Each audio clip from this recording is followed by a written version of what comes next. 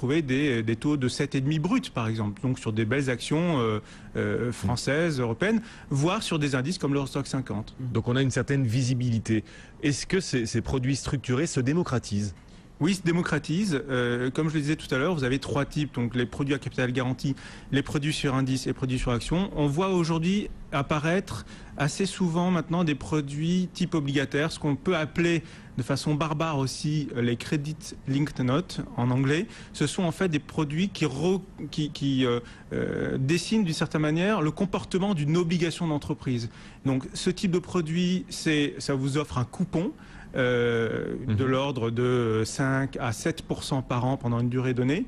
Ce qu'il faut avoir en tête, par contre, et ça c'est extrêmement important, c'est que lorsque vous rentrez sur ce genre de produit, vous avez un risque supplémentaire par rapport à l'obligation en direct, qui est difficile à obtenir, c'est que vous avez le risque d'émetteur, puisque ce produit-là est un produit qui est d'une certaine façon émis par une grande banque ou une institution financière. Si cette grande banque ou cette institution financière venait à faire défaut, contrairement à une obligation d'entreprise en direct, là vous auriez le risque d'une certaine manière de la banque. Et donc généralement ces produits-là doivent rapporter plus qu'une obligation en direct. Maintenant, les épargnants ont du mal à venir sur le marché des obligations en direct, notamment parce que ça n'est pas accessible, notamment dans le cadre de contrats d'assurance vie. Or ce type de produits, les produits structurés, sont aujourd'hui démocratisés, notamment dans l'enveloppe de l'assurance vie. Est-ce qu'on peut avoir une gestion active des produits structurés dans lesquels on investit ? Tout à fait. En tout cas, nous la pratiquons de façon très active chez bienpro.fr. Il s'agit notamment de regarder en permanence les opportunités que vous avez sur le marché secondaire.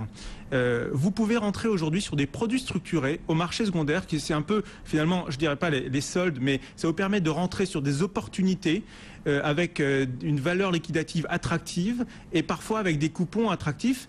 Ces produits-là, peu d'épargnants vont les chercher, peu de banques les proposent parce que c'est assez difficile de les identifier. Lorsque vous êtes sur le marché secondaire, vous pouvez faire vous avez des opportunités assez attractives. Et on peut décider soi-même de varier la durée du produit qu'on achète, de passer les ordres stop ou pas. Alors, vous pouvez pas. Vous pouvez être actif soi-même. Il y a une limite à l'activité. Ce que vous pouvez faire, c'est décider de sortir à un moment donné aux conditions du marché. Vous pouvez réaliser une plus-value ou vous pouvez réaliser une moins-value. C'est pour ça qu'il faut être prudent dans l'allocation de ce genre de produits par rapport à l'ensemble de votre patrimoine.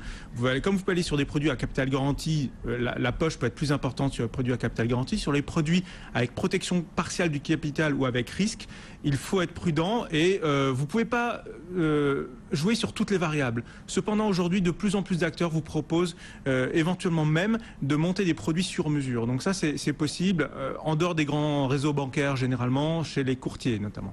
Est-ce que vous avez quelques produits à nous recommander? Oui, j'ai en tête... Superstar du moment. Il y a une superstar qui vient de s'arrêter. Il y en aura certainement une qui va suivre. C'est, je pense, un produit, par exemple, Swiss Life Banque Privée, qui était éligible dans le réseau Swiss Life, mais également dans tous les réseaux de CGPI, ce qu'on appelle les courtiers en gestion de patrimoine indépendant.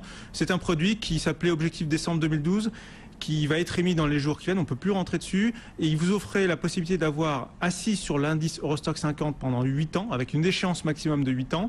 Tant que l'indice ne baissait pas de plus 50%, vous allez avoir la possibilité de toucher à échéance des coupons de l'ordre de 7,5 brut. Dans le cas d'un contrat d'assurance vie, ça s'est ramené à 6,5 lorsque vous avez payé les frais de gestion. C'est pas mal, sauf qu'on ne peut plus rentrer dans ce produit. Ce produit, on ne peut plus rentrer, certainement qu'il y en aura d'autres dans les semaines qui viennent, qui viendront derrière.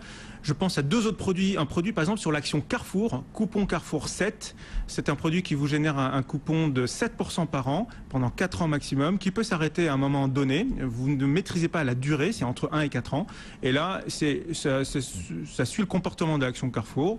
Et c'est les offres actuellement les plus intéressantes sur le marché. Est-ce que néanmoins les distributeurs de ces produits structurés prennent des grosses marges ?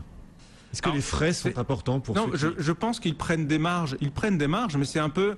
Je reprends mon image de la personne qui va aller faire son tour du monde sac au dos par rapport à la personne qui va aller chez un grand tour opérateur. Le tour opérateur va bien devoir vivre, donc il va vivre de la marge qui sera générée sur ce produit-là. Donc voilà.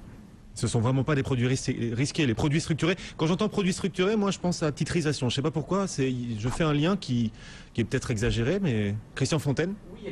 Est-ce qu'on peut un tout petit peu détailler en termes de frais sur versement, de frais de gestion? Et puis tout à l'heure, vous parliez de la possibilité d'acheter ce type de fonds sur le marché secondaire. Donc ça veut dire qu'il y a certaines personnes qui vendent en matière de frais de sortie. Voilà, détailler un tout petit peu plus les frais. Alors, sur les frais, généralement, en ce qui nous concerne chez bienprêt.fr, on est sur un niveau capé de frais d'entrée autour de 1%. Donc ça, c'est dans le monde Internet, c'est acceptable.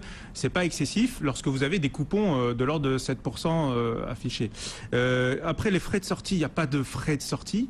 Voilà, les seuls frais que vous payez, ce sont des frais à l'entrée et des frais de gestion du contrat d'assurance vie si vous êtes logé dans le cadre d'un contrat d'assurance vie, ou des droits de garde si vous êtes dans le cadre du compte titre. Et les frais de gestion prélevés donc par le gestionnaire tournent autour de combien sur ce type de produit? 1% par an également. C'est très lisible, c'est 1% à l'entrée, 1% par an. Si vous avez un gros ticket, si vous investissez sur des gros montants supérieurs à 100 000 euros, il est courant que votre courtier puisse obtenir une dérogation et abaisser encore ses frais d'entrée. Bon, et produits structurés, ça fait penser à des produits complexes, mais pour autant, c'est pas une raison de s'en méfier. C'est défini effectivement par les autorités de tutelle comme des produits complexes. Il faut bien lire les brochures auparavant, mais parfois, c'est finalement, une fois qu'on a bien compris le fonctionnement, ce sont des formules tout à fait lisibles. Oui. Il faut se méfier des produits qui ont des formules successives trop complexes, effectivement. Vincent Kutkovic, merci beaucoup Vincent, directeur général et cofondateur de bienprévoir.fr. Le CAC 40 perd 0,75%.